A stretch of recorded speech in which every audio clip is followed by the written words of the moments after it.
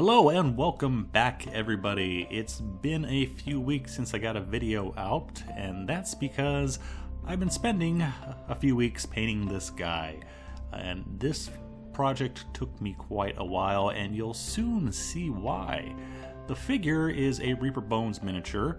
It is a copper dragon originally, whose name is, oh please let me say it right this time, Kyphrixis. Hey, I did it. But I wanted to paint a blue dragon, but I do have to say I really like this figure. He's in a really nice pose. I like the big armor plates. He's got a kind of a broad chest on him, a very animalistic like pose, so it's a very great figure. After doing our best to deal with the seam lines, doing a black primer undercoats, I then covered all the scales, virtually the entire model I think, with some Vallejo game color Stormy Blue. And then for our actual painted layer, what we're using right now is Vallejo Model Color Dark Blue. And we're just leaving the Stormy Blue in the recesses, getting a good dark line between the plates.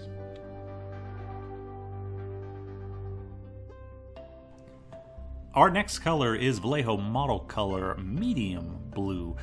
Normally I would not recommend this color over dark blue because the tone of the color is different. It's not just a lighter version, but we're going to add a lot more layers to this and it's not going to matter in the end, and it does make it a little bit more interesting. However, besides that point, now putting on our medium blue, and on this area of the figure we're covering up vast majority of the dark blue that we already painted. The dark blue is going to play a much bigger role in the recessed areas and on the underside of the dragon. I went ahead and undercoated these areas as well, so we get an even tone between the two. So all of them are going to have that same layer of dark blue underneath. Our next color is Vallejo Game Color Magic Blue, and we're just leaving that previous medium blue wherever we want a little bit of shade on any undercuts in the scales. Now, one thing I have to point out, which you probably already realized, I'm just painting one section of the neck here. Well, that's because I decided to take my time with this project and paint sections individually. When you have a large project, you tend to paint faster because you don't want to spend much more time painting a large figure than you do a small figure. So even if you don't realize it or not, you tend to paint really fast. I didn't want to do that on this project. I wanted to take my time, so therefore I'm painting only one side of the neck to completion, and then I'll move on to one arm or one section of scales on the tail. So what that's going to result in, hopefully, is when we get to the end, is a much cleaner, a much better looking paint job rather than having something that got rushed through. It does take quite amount of time, as I learned.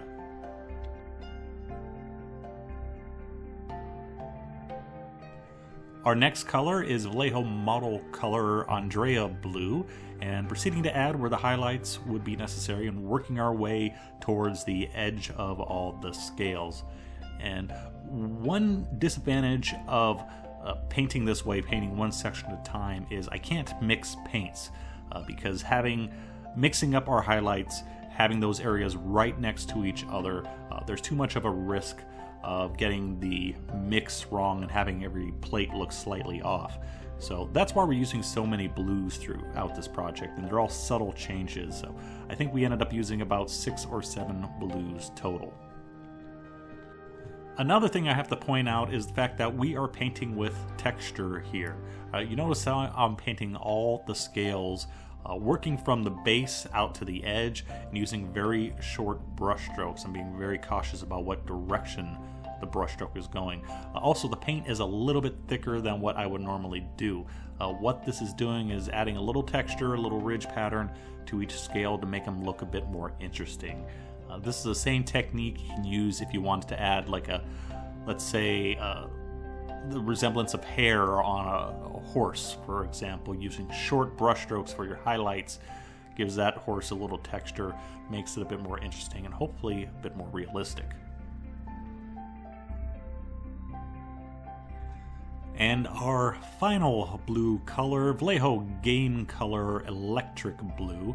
I should say the final for this moment. We'll go back to the scales eventually, but just adding an edge highlight here and there, still using the texture technique. I should point out that I actually painted this figure twice, not the entire figure, but using the same texture technique. I didn't use all the shades of blue that you see here, and it was much more prominent texture because there was a bigger contrast between the colors.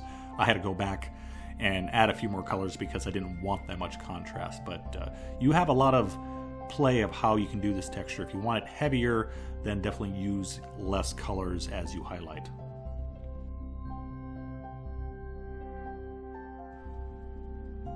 For areas of shadow, we don't want to use all of our highlight colors, obviously, because that's going to be a darker area, less light.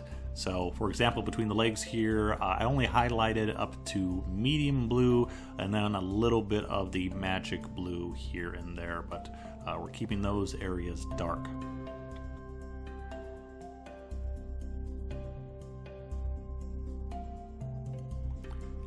As we're painting areas like the tail, we have to keep in mind the contours and how that will affect the highlights and shadows. So as this tail curves, we have to increase the shade or increase the highlights depending on exactly where it turns, how it turns, facing towards the sun.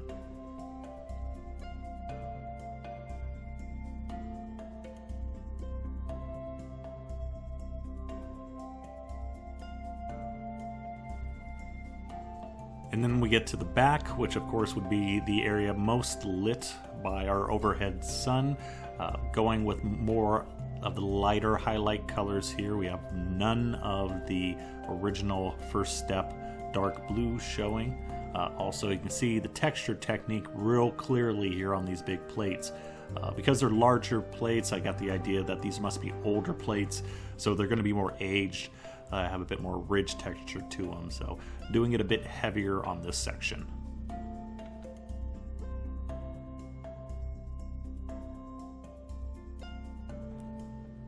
There's still quite a lot more blue to paint, however, wanted to take a break and paint the inside of the wings. Because we've added the texture to the scales, and at this point I wanted to do something special to the outside of the wings, but I didn't know what yet. Decided to go kind of plain for the interior side. We are starting off with a base coat of Vallejo Model Color Camo Medium Brown.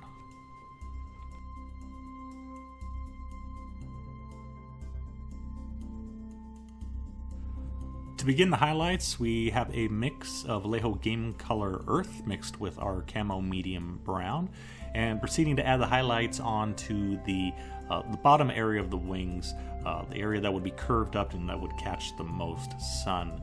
At this stage, I'm being a little rough with the highlights. I wanted a little bit of texture to the inside of the wings, not something as massive as the texture we added to the scales, but definitely needed to do a little something with them. Well, I'll just let you watch and we'll explain when we get to it. Our next highlight color is Vallejo Game Color Leather Brown, and you can see here we're modeling it on, we're stippling it on. That's because I didn't want a smooth transitional highlight. I still wanted some texture on the wings, and highlighting this way is going to give us a slightly broken up pattern as we move into our higher highlights.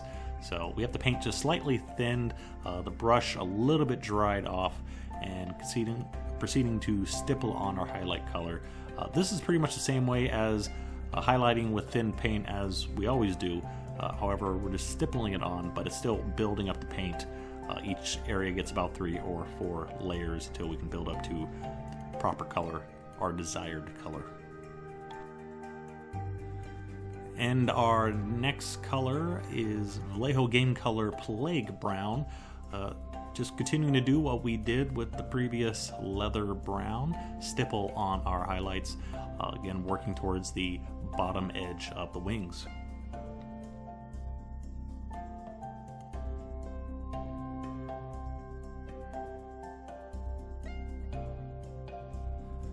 Now for our shade. For that we're going back to our original Vallejo Model Color Camo Medium Brown that we used, and I've mixed it with about 50% Vallejo Game Color Charred Brown.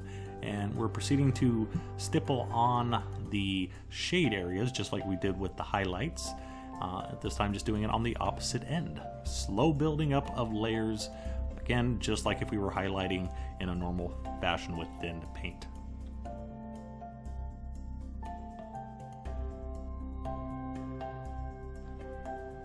And then our final highlight, charred brown mixed with black, trying to get a little bit closer to that edge area. So we're painting this on normally.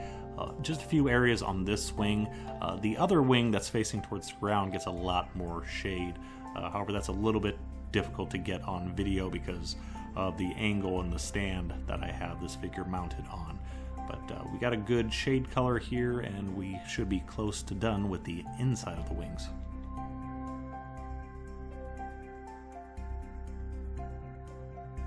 Next comes a wash. That is Army Painter Soft Tone that we're using as an overall wash on the entire wing. And the reason I'm doing that is because we don't have to paint a whole lot of texture on this wings because there already is a texture in the wings. There's a lot of ridges and small bumps and what have you. And so all we really have to do is highlight that to get a little bit more texture into the wings. So that's why we are giving it a coat, nice thick coat of Army Painter Soft Tone, and we're just going to let that settle in the recesses for us. Just have to be sure to hold the model upside down as the wings dry.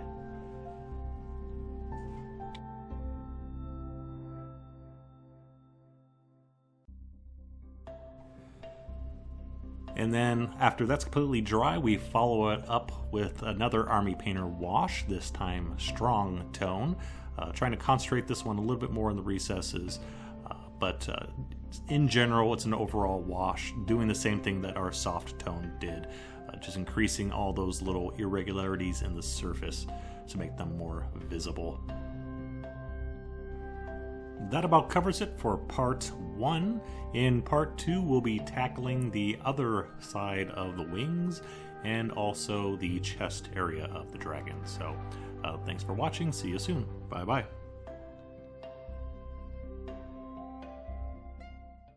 Give me liberty or give me death, but with dinner I'll have stuffing.